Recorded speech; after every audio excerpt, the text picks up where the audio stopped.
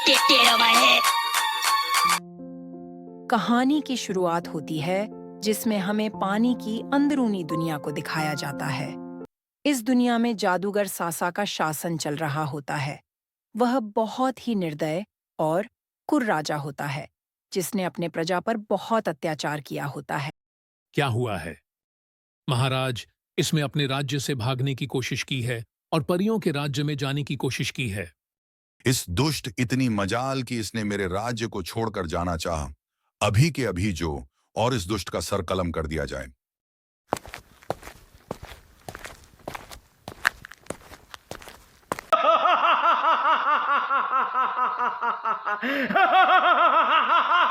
जादूगर के पड़ोसी राज्य में जो परियों का राज्य था, बहुत ही सुखी लोग रहते थे और वह अपनी रानी से बहुत ही प्रभावित थे।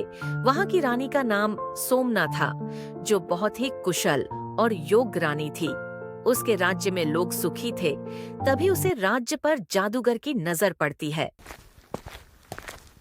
महारानी पड़ोसी राज्य के राजा जादूगर सासा अपने 3 सैनिकों के साथ राज्य में घुसने की तैयारी की है और वह कह रहा था, इसे देखने के बाद इस पर चढ़ाई करेगा।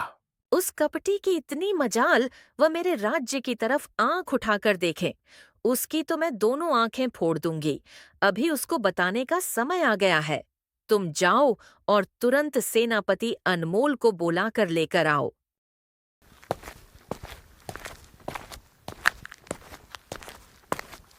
महारानी की जय हो। महारानी, आपके चरणों में इस सेनापति अनमोल का नमन स्वीकार करें। कहिए महारानी, आपने हमें कैसे याद किया?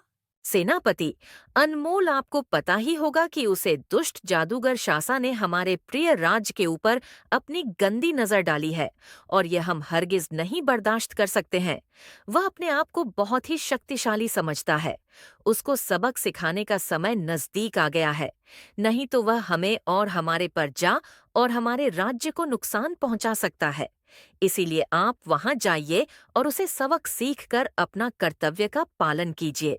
ठीक है महारानी, मैं उसे ऐसा सबक सिखाऊंगी कि दोबारा वह हमारे राज्य के ऊपर गंदी नजर उठाकर भी नहीं देख पाएगा। मैं उसे रणभूमि में जरूर धूल चटाऊंगी ताकि वह दोबारा हमारे राज्य के ऊपर अपनी गंदी नजर ना डाल पाए। और डालने से पहले 100 बार सोचा, यह मेरा वचन है आपको। महारानी, इधर हमें जादूगर और खबरी जीने को दिखाया जाता है। महाराज, मैं परलोक गया था, जो स्वर्ग से भी ज्यादा सुंदर है, और उससे भी ज्यादा सुंदर वहां की परियां हैं, जिसे देखते ही लगता है कि आप स्वयं स्वर्ग में उतर गए हैं।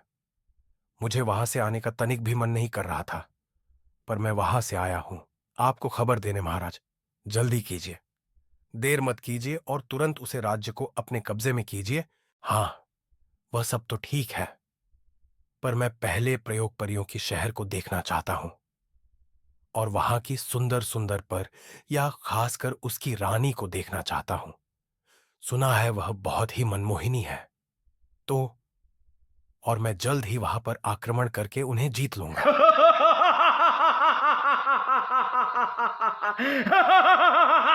यहाँ जादूगर सासा अपनी सेना लेकर नगर में प्रवेश करता है।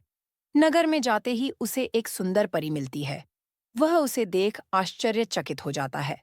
अपने सैनिकों को बोलता है, अरे यहाँ क्या कर रहे हैं? इसे तो मेरे महल में होना चाहिए। सैनिक को इस पकड़कर तुरंत महल में लेकर जाओ। की कोशिश करते हैं पर वह नहीं मानती है, तो वह उसे करने लगते हैं। मार खाकर परी डर जाती है और जाने के लिए तैयार हो जाती है, पर तभी एक जादू होता है। वहां सेनापति अनमोल आ जाती है और जादूगर से बोलता है, ओ दुष्ट जादूगर, तूने इस परी को कैसे पकड़ रखा है? तू शायद भूल गया है कि यह परी लोक है। तू शीघ्र ही इस परी को छोड़ दे, नहीं तो तेरे शरीर के इतने टुकड़ी करूंगी कि तू ग्रीन भी नहीं पाएगा। परी, पहले ठीक से बोलना सीख ले। इस छोटी बच्ची को यहाँ से कौन लेकर आया है जो इसे पकड़कर मेरे सामने लेकर आओ? जैसे ही जादूगर ने हुक्म दिया, अनमोल ने जादूगर पर अपने जादुई दंड से हमला किया। जादूगर उसे नीचे गिरा पाया और वह बेहोश हो गया। बेहोश होते ही अनमोल ने उसके सैनिक से बोल कि तुम यहाँ खड़े क्या कर रहे हो?